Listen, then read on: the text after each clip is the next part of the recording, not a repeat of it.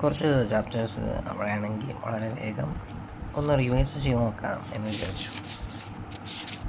ഒന്ന് periodic table അത്യാവശ്യം പഠിക്കേണ്ട ചാപ്റ്ററാണ്.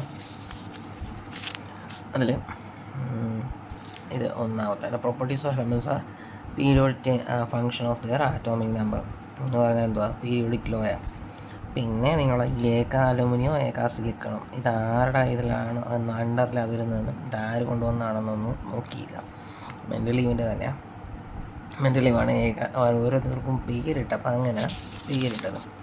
പിന്നെ പീരിയോഡിക് ടേബിളിലെ 102-ാമത്തെ 103-ാമത്തെയൊക്കെ മൂലാംഗത ഇത് അതൊരു 5 അൻഹിലീനിയം ആ പേരുകളൊന്നും നോക്കി വെച്ചേക്കണം. ഇത് പുതിയ പേരാണ്. മെൻ്റലീവ്, നൊബീലിയം, ലോറൻഷ്യം, റൂദർഫോർഡിയം. 118-ാമത്തെ എലമെൻ്റ് വരെ പേര് ഉണ്ട്. അപ്പോൾ അതിൽ ആദ്യത്തെ 5 ഒന്ന് പഠിച്ചു വെച്ചേക്കണം. അത് ചോദിച്ചിട്ടുണ്ട്. പിന്നെ പീരിയോഡിക് ടേബിളിലെ വേറൊരു ഇതെന്ന് പറയുന്നത് നമ്പർ ഓഫ് പീരീഡും ഗ്രൂപ്പും ചോദിക്കാം. പിന്നെ ഉള്ളതെന്ന് പറയുന്നത് വേണമെങ്കിൽ ഇതുപോലെ ഇലക്ട്രോണിക് കോൺഫിഗറേഷൻ തന്നിട്ട് ഇത് ഏത് ബ്ലോക്ക് ആണെന്ന് ചോദിക്കാം. എസ് ആണ് വരുന്നതെങ്കിൽ എസ് ബ്ലോക്ക്. അതുപോലെ തന്നെ ഇതിവിടെ ഡി ആണ്. 3 തൊട്ട് 12 വരെയുള്ള ആൾക്കാരെന്ന് പറയുന്നത് ഡി ബ്ലോക്കുകളാണ്. പിന്നെ ഇലക്ട്രോണിക് കോൺഫിഗറേഷൻ തന്നിട്ട് പിയിൽ ഔട്ടർ മോഷനിൽ പി ആണ് വരുന്നതെങ്കിൽ പി ബ്ലോക്ക് എലമെൻറ്റ്സ് എന്ന് പറയും. പിന്നെ എഫ് കണ്ടു കഴിഞ്ഞാൽ നിങ്ങൾ ഉടനെ എഴുതിക്കണം എഫ് ബ്ലോക്ക് എലമെൻറ്റ്സ് എന്ന്. പിന്നെ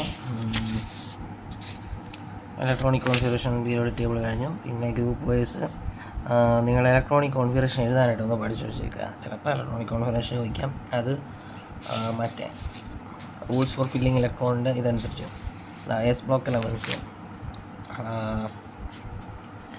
പി ബ്ലോക്ക് എലമെൻറ്റ്സിലാണ് നോബിൾ ഗ്യാസസ് ഉള്ളത്, ചാൾക്കോജൻസ്, ഇമ്പോർട്ടൻ്റ് ആയിട്ടുള്ള ആൾക്കാരൊക്കെ അതിനകത്തുള്ള. പിന്നെ ഡി ബ്ലോക്ക് എലമെൻറ്റ്സിൻ്റെ general electronic configuration N-1 D 1 to 10 NS 0 to 2 ഇതാണ് ജനറൽ ഇലക്ട്രോണിക് കോൺഫിഗറേഷൻ. ഇവരുടെ പ്രത്യേകത ഡി ബ്ലോക്ക് എലമെൻറ്റ്സ് എന്ന് പറഞ്ഞാൽ ട്രാൻസിഷൻ എന്ന് പറഞ്ഞാൽ കൂടുതലും മെറ്റൽസും അങ്ങനെയുള്ള ടീംസ് ആയിരിക്കും. പ്രത്യേകത ചോദിച്ചു കഴിഞ്ഞാൽ കാറ്റലിസ്റ്റ് ആയിട്ടും യൂസ് ചെയ്യാം. അങ്ങനെ കുറേ എഴുതിക്കോണം. പിന്നെ എഫ് ബ്ലോക്ക് എലമെൻറ്റ്സ്. പിന്നെ അത്യാവശ്യം പഠിക്കാനായിട്ടുള്ളത് ഇലക്ട്രോണിക് എൻതാൽപ്പി. അതിൻ്റെ ഡെഫിനിഷൻ നോക്കുക. Enthalpy change accompanying process is electronic enthalpy. അതായത് ഇലക്ട്രോണിനെ ആഡ് ചെയ്യുന്ന സമയത്ത് വേണ്ട എനർജി. ഇത് ഇലക്ട്രോൺ നെഗറ്റിവിറ്റി സ്കെയില്. പിന്നെ ഇലക്ട്രോണിക് എൻതാൽപ്പി ഉണ്ട്. പിന്നെ അയണൈസേഷൻ എനർജി ഇതും പഠിക്കാം. പിന്നെ അത്യാവശ്യം വേണ്ടത് പീരിയോഡിക് ട്രെൻഡാണ്. ഇത് ലെഫ്റ്റ് ടു റൈറ്റ് ആണെങ്കിൽ ഇലക്ട്രോണിക് എൻതാൽപ്പി കൂടും, അയണൈസേഷൻ എൻതാൽപ്പി കൂടും. താഴേന്ന് മുകളിലോട്ട് ടോപ്പ് ടു ബോട്ടം ആണെങ്കിലും ഇവ രണ്ടും കൂടും. പക്ഷേ ഇലക്ട്രോനെഗറ്റിവിറ്റി ടോപ്പ് ടു ബോട്ടം കൂടുതലായിരിക്കും, ലെഫ്റ്റ് ടു റൈറ്റും കൂടുതലായിരിക്കും. പക്ഷേ ആറ്റോമിക് റേഡിയസ് മുകളിൽ നിന്ന് താഴോട്ട് വരുമ്പോൾ കൂടും. അതായത് ഹൈഡ്രജനല്ലേ ഒന്നാമത്തെ കേസ് വരുന്നത്, അത് കഴിഞ്ഞ് നേരെ താഴോട്ട് വരുന്നതനുസരിച്ച് കൂടിക്കൊണ്ടിരിക്കും. ഇതൊന്ന് പഠിച്ചു വെക്കുക. പഠിച്ചു വെച്ച് കഴിഞ്ഞാൽ ഒരുപാട് ക്വസ്റ്റ്യൻസ് ആൻസർ ചെയ്യാൻ പറ്റും. പിന്നെ അനോമലസ് പ്രോപ്പർട്ടീസ് അങ്ങനെ ചോദിച്ചു കണ്ടിട്ടില്ല. പിന്നെ തെർമോഡൈനാമിക്സ്.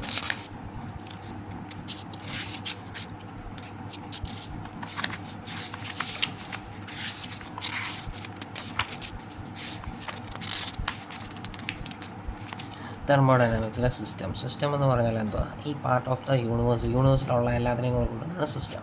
അതിന് ചുറ്റും സറൗണ്ടിങ്സ് എന്ന് പറഞ്ഞാൽ യൂണിവേഴ്സിന്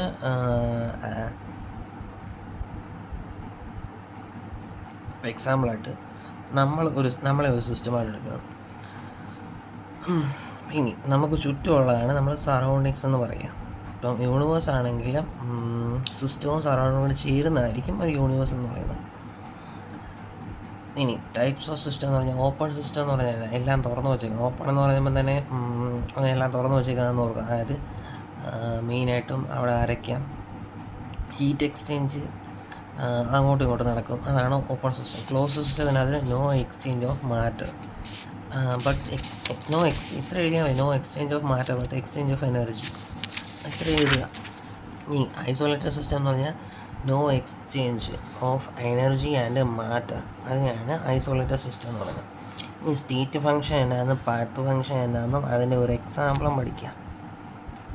state function and path function, അതുപോലെ അതിൻ്റെ എക്സാമ്പിൾ.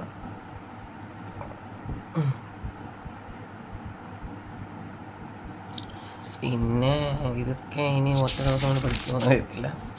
പിന്നെ തെർമോഡൈനാമിക്സിൻ്റെ ആപ്ലിക്കേഷൻ കാർനോട്ട് സൈക്കിൾ നിങ്ങൾ ഇതിനകത്ത് പഠിക്കുന്നത്. പിന്നെ ഗിബ്സ് എനർജി ഹീറ്റ് കപ്പാസിറ്റിയുടെ CP - CV = R എന്ന് പറയുന്ന റിലേഷൻ പഠിച്ച് ജസ്റ്റ് ഒന്ന് ഓർത്ത് വെക്കുക. CP - CV = R. പ്രോബ്ലം ഒന്നും ചെയ്തതെന്ന് തീരുമെന്ന് തോന്നുന്നില്ല. പിന്നെ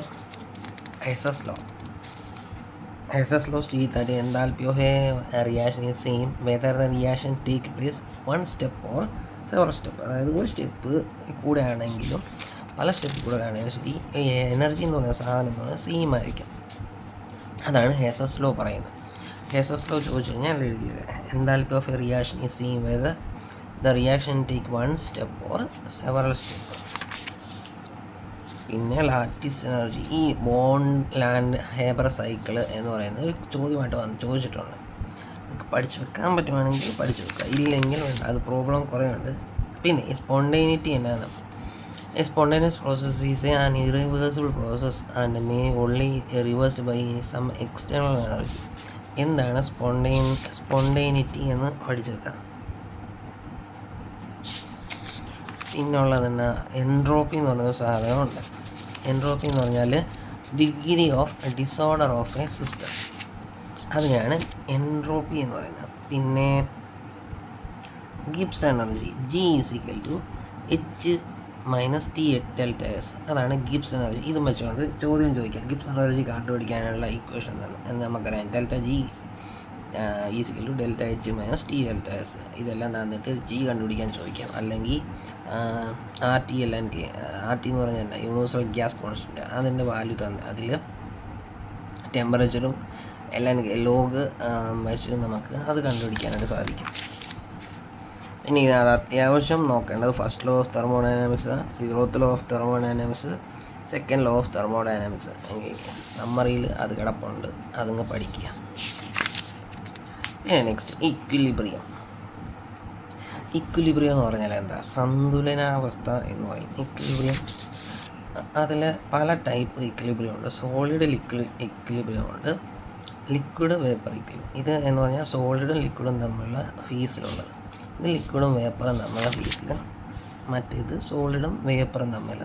സോളിഡ് ടു വേപ്പറിന് ഒരു എക്സാമ്പിളാണ് ക്യാംഫർ. വേണമെങ്കിൽ 1 വേർഡ് ചോദ്യമായിട്ട് ചോദിക്കാം. ക്യാംഫർ എന്ത് ടൈപ്പ് ആണെന്ന്. പിന്നെ KP ഇക്വിലിബ്രിയം കോൺസ്റ്റൻറ്റ് ഇക്വേഷൻ എഴുതാൻ ചോദിക്കാം. KP A + B = C + D ആണെങ്കിൽ അതിൻ്റെ ഇക്വിലിബ്രിയം ഇക്വേഷൻ അത് molar concentration of the reactant divide by molar concentration of the product. അതാണ് ഇക്വിലിബ്രിയം ഇക്വേഷൻ എന്ന് പറയുന്നത്. ഇനി ഒറ്റ രാത്രി കൊണ്ട് പ്രോബ്ലംസ് ഒന്നും തീരില്ല, അത് മാറ്റി വെച്ച്. പിന്നെ equilibrium constant KP = KC × RT⁴ ഒരു മാർക്കിൻ്റെ ചോദ്യമായിട്ട് ഇതൊക്കെ ചോദിക്കാം. ഈ ഹെട്രോജീനിയസ് ഇക്വിലിബ്രിയം എന്ന് പറഞ്ഞാൽ ഹോമോജീനിയസ് ഇക്വിലിബ്രിയം എന്നാണ്. പിന്നെ ഇക്വിലിബ്രിയം കോൺസ്റ്റൻറ്റിൻ്റെ ആപ്ലിക്കേഷൻസ് ചോദിക്കാം.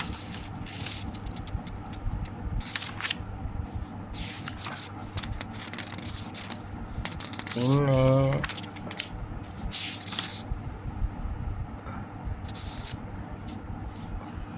വരാനില്ല. ഇത് നമ്മൾ നേരത്തെ പറഞ്ഞ ΔG - RT ln K എന്ന് പറയുന്നത്. പിന്നെ ഉള്ളത് ഇതാണ് Le Chalais principle. It says that change in any of the factors that determine the equilibrium condition of a system will cause to change a system to such a matter that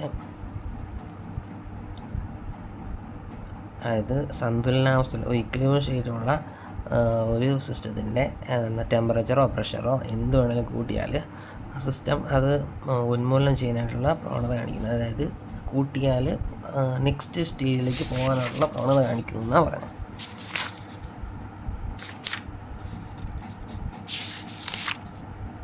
പിന്നെ catalyst, പിന്നെ acid base salt, ഇതിലുള്ള മെയിനായിട്ടുള്ള ആൾക്കാരുടെ ഇതൊക്കെ പഠിക്കുക. Arrhenius concept തന്നെയാണ്. Just എന്താണ് Arrhenius concept എന്ന് മാത്രം നോക്കുക. ആസിഡ് എന്ന് പറഞ്ഞാൽ ഡിസോസിയേറ്റ് ഇൻ വാട്ടർ ക്യൂ. Acid H+ ion, base OH- അതാണ് അറീനിയസ് കൺസെപ്റ്റ്. ലോറി ബ്രോൺസ്റ്റൺ എന്ന് പറഞ്ഞാൽ ഡൊണേറ്റിംഗ് ഹൈഡ്രജനാണ്. അതുപോലെ തന്നെ ഇത് ബേസ് എന്ന് പറഞ്ഞാൽ അക്സെപ്റ്റിംഗ്.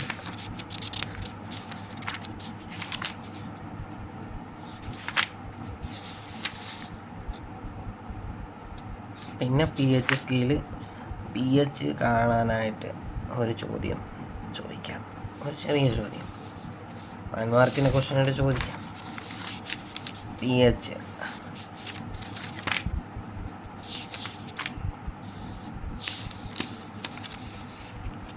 ഈ റിലേഷൻഷിപ്പൊക്കെ നോക്കാം.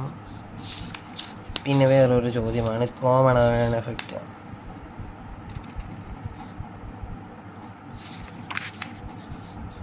പിന്നെ ഒരു ബഫർ സൊല്യൂഷൻ എന്നാണ് പറയുന്നത്. Solution which resist a change in pH on a dilution or with addition of small amount of or alkali is called buffer solution. അത് ബഫർ സൊല്യൂഷനും അതിൻ്റെ ഒരു ചെറിയ എക്സാമ്പിളും നിങ്ങൾ പഠിച്ചു വെക്കുക. പിന്നെ സോലബിലിറ്റി പ്രോഡക്റ്റ്, ഇതിൻ്റെ എല്ലാം സമ്മറി ഇവിടെ കൊടുത്തിട്ടുണ്ട്. സമ്മറി പഠിച്ചാലും മതി. ഏറ്റവും ബെസ്റ്റായിട്ടുള്ള വേ അതായിരിക്കും. ഈ അവസാന നിമിഷത്തിൽ കിടന്ന് ഓടിയാൽ സമ്മറി മാത്രം പഠിച്ച് രക്ഷപ്പെടാൻ